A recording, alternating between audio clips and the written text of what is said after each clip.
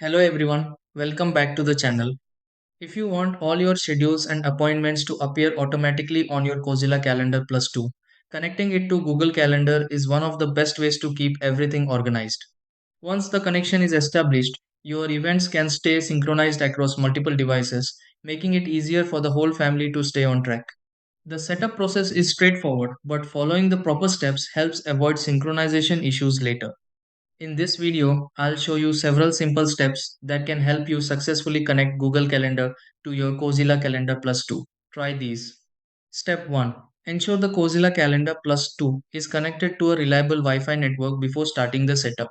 Step 2. Open the settings menu available on the Cozyla Calendar Plus 2 and locate the calendar section. Step 3. Select the option to add an account on the Cozyla Calendar Plus 2 and choose Google Calendar. Step 4. Sign in with the Google account you want the Cozyla Calendar Plus 2 to synchronize with. Step 5. Allow the Cozyla Calendar Plus 2 enough time to complete the synchronization process.